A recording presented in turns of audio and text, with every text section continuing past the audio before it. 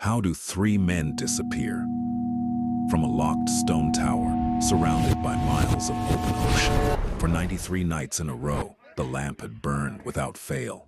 It could be seen from 20 miles away, a steady, turning eye on a black sea. On the night of December 15, 1900, the lamp went dark. The keepers did not relight it. No one ever saw them again. The island is called Eilean Mor, the largest of the Flannan Isles, off the western coast of Scotland.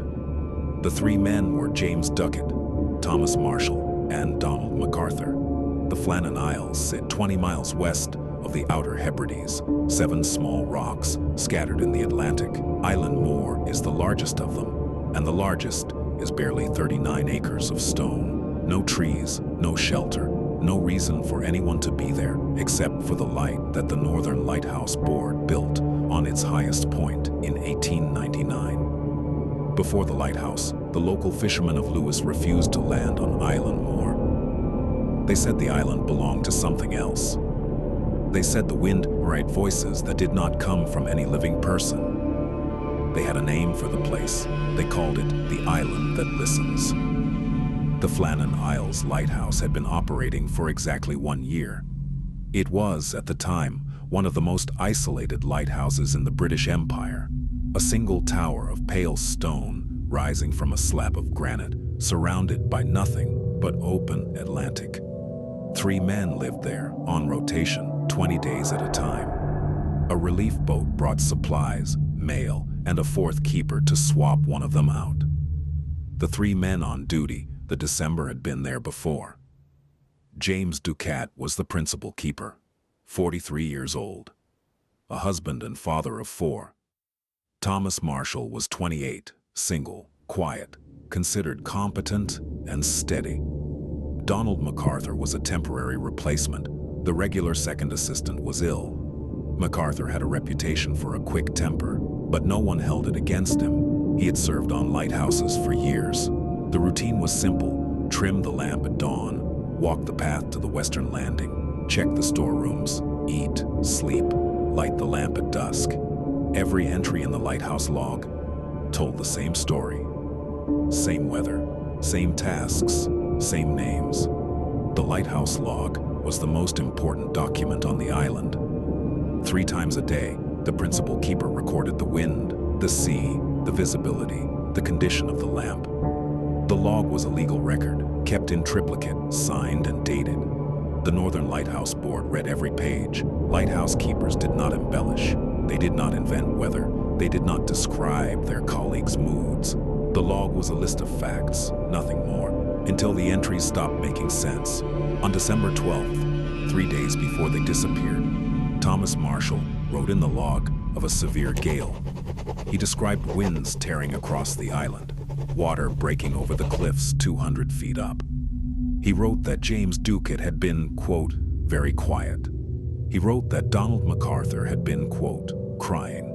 On December 14th, the entry simply read, "Storm ended, sea calm. God is over all." The weather reports from passing ships that week recorded no storm at all. On December 26th, the relief boat Hesperus arrived at Eilean Mor, 11 days late due to bad weather. It was a routine arrival, except that no flag flew on the staff. No provision boxes waited on the landing. No figures came down to meet them. Captain James Harvey sounded the ship's horn. He fired a flare. Nothing. A small boat was lowered. Joseph Moore, the relief keeper, was rowed ashore alone. He climbed the stone steps. The gate was closed but not locked. The main door of the lighthouse was shut. He pushed it open. Inside, the air was cold. The fire had been out for days.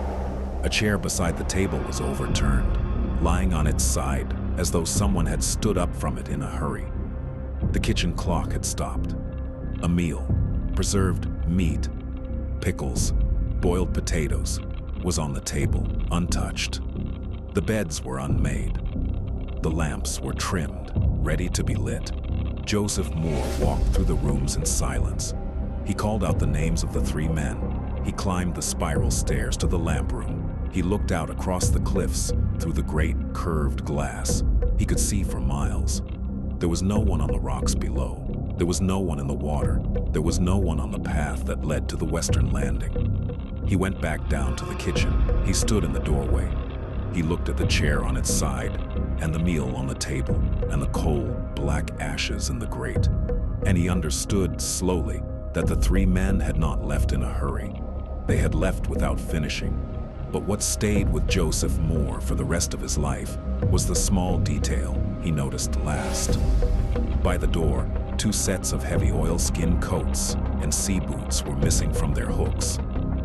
Only 2. There were 3 men on the island. The investigation began the moment the men of the Hesperus stepped ashore. They searched every room, every storeroom, every inch of the island. They found nothing, no bodies, no notes, no signs of struggle, but the western landing told a story. 200 feet above the waterline, an iron railing had been bent. A box of mooring ropes, weighing over a ton, had been dragged from its station and partially destroyed. A lifebuoy fixed to the railings had been torn from its place. Turf at the top of the cliff, 200 feet up, had been ripped away as if something enormous had washed over it. The eastern landing, on the opposite side of the island, was perfectly untouched. There were no bodies in the water, no clothing, no tools. The Lighthouse logbook recorded a storm that had not happened. The clock had stopped at a time no one could reconstruct. The 3rd oilskin coat, the one belonging to Donald McArthur, was still hanging by the door. He had run out into whatever happened without it. The official inquiry concluded that the 3 keepers had been swept off the cliff by an exceptional wave during their work at the western landing. It is the most plausible explanation. It is also the one that explains the least. A rogue wave can climb 200 feet. It has happened. But the 3 keepers had strict standing orders never to work the cliffs together on heavy weather.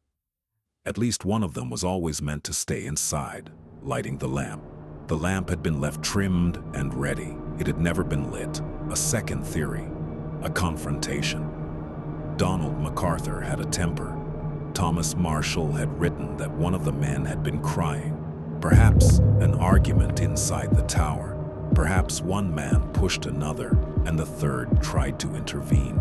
3 bodies washed out together.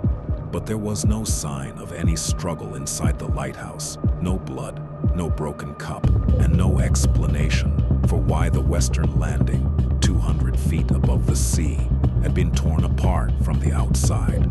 The 3rd theory is the one no inquiry ever wrote down. The log entries describe a storm that the weather records say never happened. The men had been terrified of something for days. Donald McArthur ran into the open without his coat. Whatever drew the keepers from the lighthouse drew them all 3. They did not come back. There is a 4th possibility, mentioned in none of the official reports, but written about for over a century, in letters, in books, in private accounts. The men had been alone on that island for many days. The weather had been strange. Marshall had written that one of them had been crying. The fishermen of Lewis had a name for the place that listens, and there are only so many explanations for 3 experienced men in their own home, leaving a meal on the table and walking out into the cold and never coming back. The Northern Lighthouse Board does not list the case as solved. It is filed in their archives under a single phrase: cause unknown.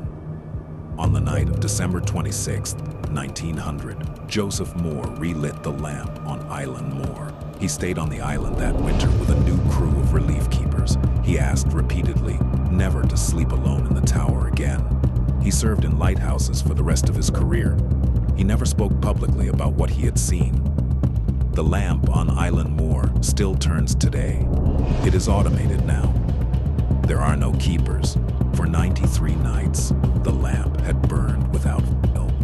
On the 94th, no one was there to light it.